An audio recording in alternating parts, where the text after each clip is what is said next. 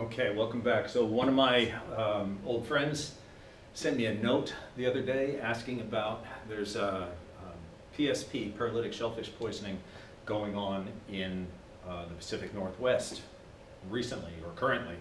And he asked me to give a little blurb about it, and I wanted to do this. So in my training, when we talk about biological toxins, the biological toxins can be from plants, mushrooms, it can be from animals, bacteria, certain things will turn toxic. And in my other videos, I talk about temperature danger zone, right? So I have my TDZ, 41, 135. The things that bacteria need to grow is food, acid, time, temperature, oxygen, and moisture. I also talk about the bacterial growth curve. We have the lag phase, log phase, stationary, and decline, right? We live in the lag phase, so how many hours can food sit on the table? 4 hours is the catch-all number because this is where the bacteria are settling in, getting used to the growth, right? And then once they are accustomed to the environment, then they take off and start to grow. Grow. Every 20 minutes they double in size. So once there's many hours, it's horrible, right? They grow to a certain level. Once they get to a certain level, it's covering that piece of food, whatever that piece of food is. And the bacteria have a stationary, so this is the lag phase, the logarithmic growth phase, the stationary phase, and the death or the decline phase. Some bacteria, and I mentioned it in the other video, some bacteria grow, and when you consume the salmonella, it gets into your gut, it grows in your gut, and you are infected with it, right? And then it makes you sick by being infected with it. Other bacteria grow on the food, so before we ever eat it. So if I cough or sneeze, right, staph, S-T-A-P-H, comes from the S-T-A-F-F, in our hair, nose, throats, open wounds, open sores, coughing, sneezing, hacking, spitting. I told the story about the cooks in 1981 when I was a busboy or a dishwasher, I don't remember, maybe a host. Anyway, they had the garbage can on the cook's line and they would spit, playing a game like basketball or soccer or whatever else. So anyway, the peripheral spit, saliva, would go sideways onto the cutting surfaces and then they'd make sandwiches and different food items. So we don't want to allow certain bacteria, any bacteria, to get into the food. In this particular case, bacteria will settle in the lag phase, they become accustomed, and then after the 4 hours, then they take off and start growing. And if you put it in the fridge, it stops.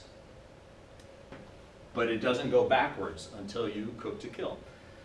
One of the other food safety people coined the phrase cook to kill and search and destroy, or seek and destroy, because we have to seek and destroy and kill the bacteria in our environment, right? The listeria that might be in the drain, or in the floor, or in the nooks and crevices in our galley or kitchen.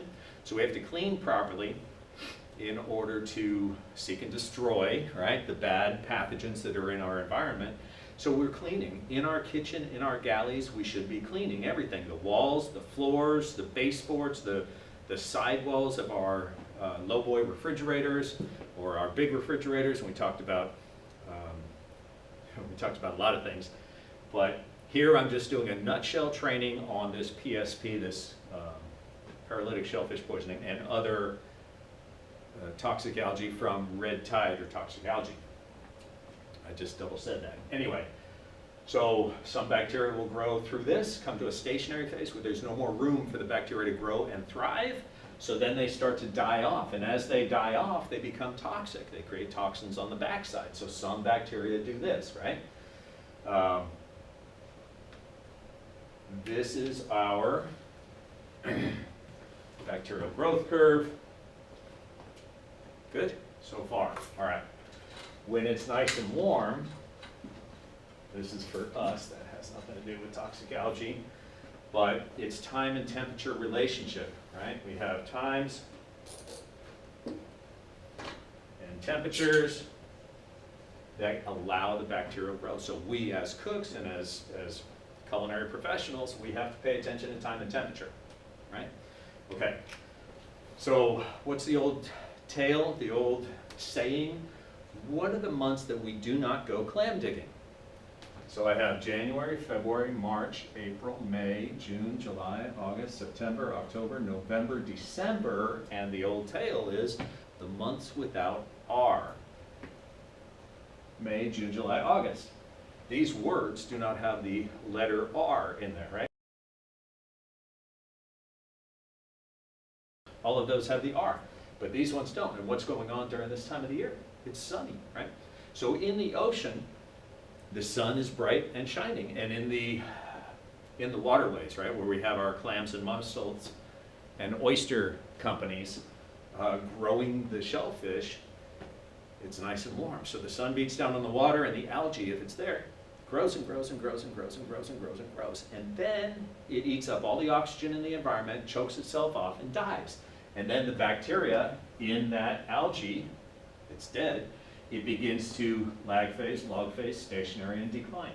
Once it gets to the decline or death phase, then it's toxic, right? So the bacteria in the red tide, there's red tide, there's green tide, there's blue tide. It all depends on the color of the algae, but we call it red tide, right? So there's different colors that are really out there. Now, when red tide happens on the coastline, right, they're worried about it down in Florida, supposedly. When you're sleeping in bed and you're near the coast and the red tide and the waves are crashing onto the beach, the toxins actually float up into the air and come into your bedroom while you're sleeping, and you're breathing that. So that's a concern that they are looking at in the public health interest in those areas. All right. A lot of times you see red tide and it's fish kills. There's just red water and a whole slew of fish have just bellied up and are just floating on the waves, right? So this is where we have our shell stock identification tags that come from our suppliers. We shouldn't just go clam digging, mussel digging, and then sell it at the restaurant.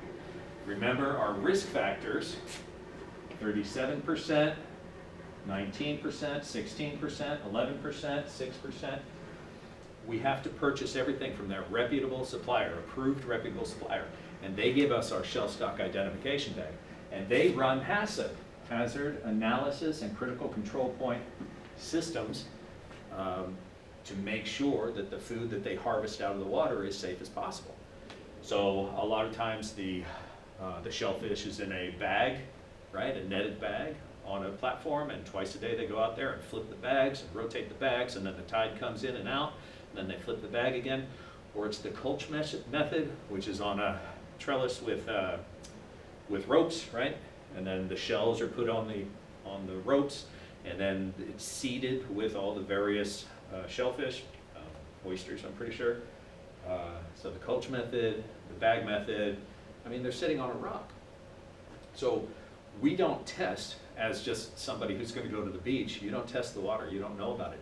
Now the public health, the health departments will call out, hey, right now there's domoic acid in the water in California. When it's crab season, they're telling people don't go crabbing. We're not going to allow the fishermen to go crabbing yet until we have less detectable problems in the water, right? And then there's an amount of poo, feces in the water that's an acceptable amount, right? All the different anyway. What we're talking about is the red tide, right? We call it red tide.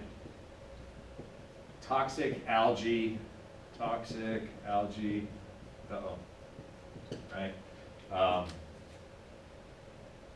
And the biggest thing, the answer to your test, is you have to purchase from an approved, reputable supplier, because they give you a shell stock identification tag.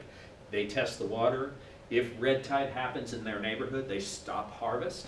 They don't allow it. They wait for the ebb and flow of the tide to clean up the water area.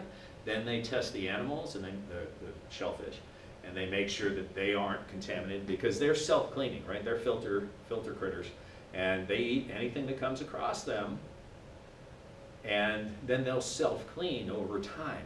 So then they'll ingest clean water and all the toxins will go away, supposedly, right? So, all right, we know about this, HACCP, red tide, toxic algae. So there are various illnesses that are associated with our red tide and toxic algae. So we have fish and shellfish toxins that happen from time to time. Okay. So here I have my United States. There's Maine, there's Florida, Texas, California, Mexico, right? Warm water, cold water. We have PSP, we have ASP, we have NSP, we have SIG, Watera,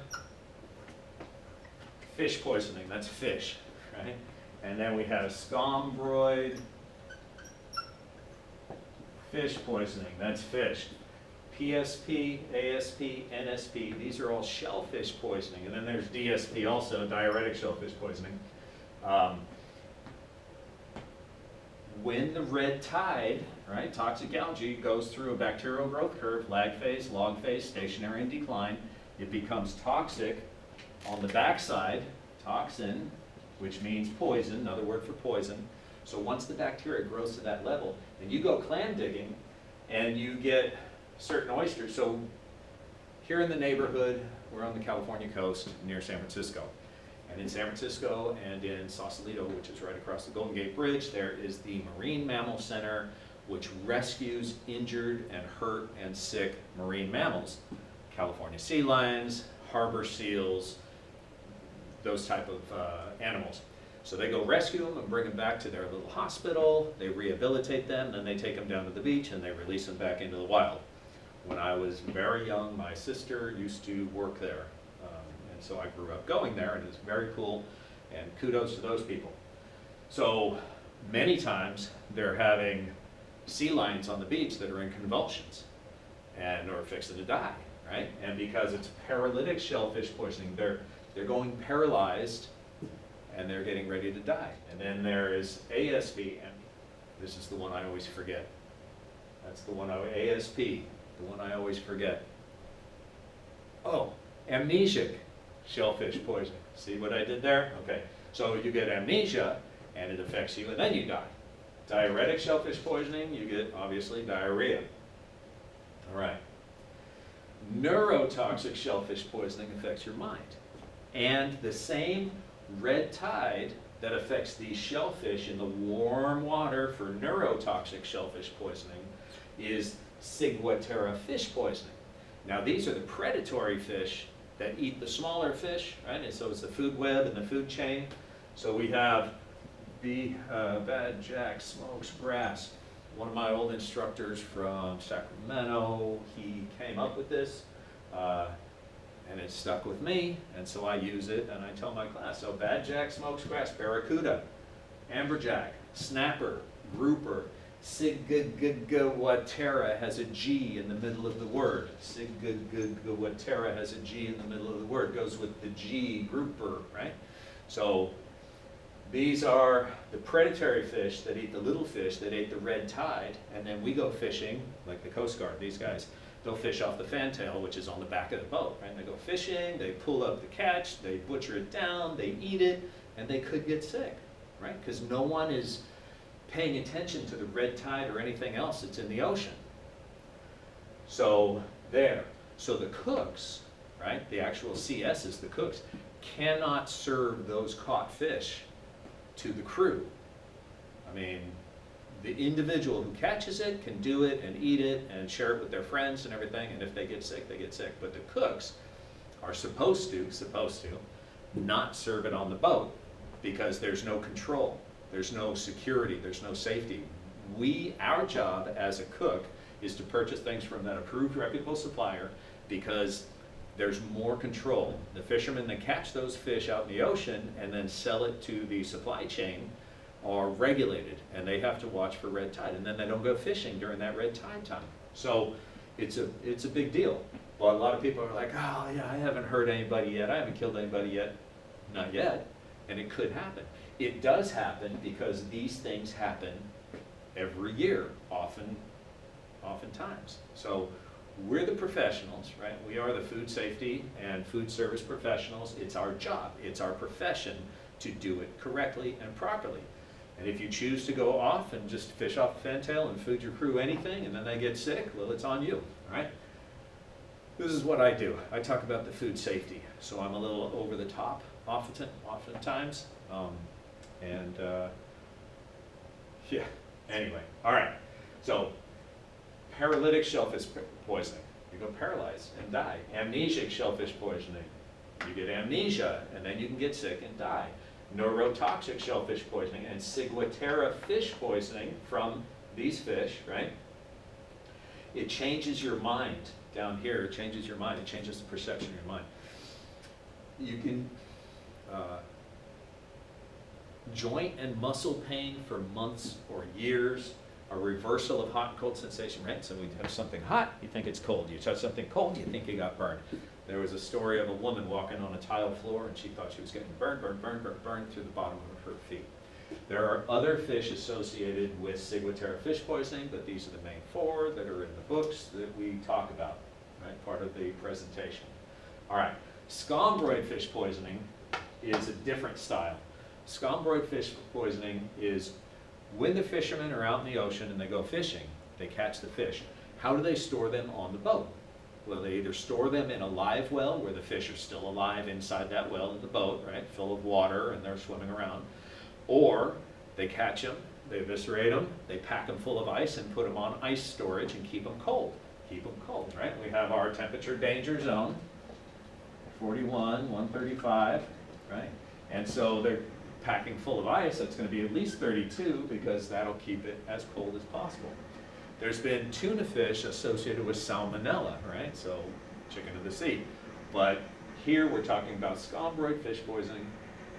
Okay, so I have Mickey, mouse, boils, tuna, mahi-mahi, mackerel, bonito, and tuna. These are the fish associated with scombroid fish poisonings. Mickey Mouse, M, scombroid has an M in the middle of the word. Just like ciguatera had a G to go with grouper, scombroid, M in the middle of the word has mahi-mahi, mackerel, bonito, and tuna. It goes with the M fish, right? So that helps you when you're thinking about it. So scombroid fish poisoning, mahi-mahi, mackerel, bonito, tuna, and other fish associated with this particular issue, right? Foodborne illness. And with this, it's a histamine poisoning, histamine-like an allergic reaction, right? So you have some of the same symptoms as an allergic reaction. Your body, the bacteria on the fish, if it's left warm in the temperature danger zone over time, the bacteria on the fish or in the fish will grow through a bacterial growth curve and turn toxic, right? So that's why the fishermen on the boat either keep them alive and then off them when they get to the land before it goes through processing, or they'll off them in the water, eviscerate them, pack them full of ice and keep them cold to prevent this scombroid from happening. So it's up to us, chefs, cooks. Okay, so in the Pacific North currently, right, Northwest, right, we have Washington, Oregon, and then California's down here. So every year we worry about domoic acid for our Dungeness crabs in San Francisco area, and right now they're having a big PSP outbreak in the Pacific Northwest in Washington State and Oregon on the coast. So the health department there is saying, don't go clam digging yet. Wait for it to ebb and flow and to clean up until they test. So they are for the public health, the health departments, right?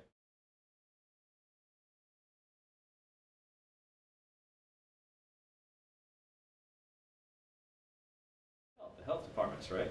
The Health and Human Services, so they are worried about us to make sure that we are safe and not getting sick. So there's a big outbreak, or not outbreak, but an issue right now up there. And so one of my friends had asked me to do this and talk about why and what's happening. So we have our times of the year, and this is, what is this? This is June, right? So January, February, March, April, May, June, July, August, September, October, November, December, May, June, July, August, and we're right in this time frame. So There we go. 2 minutes. Thank you. 1 minute. We have that. All right? Okay, I'm going to call it, and I will see you after.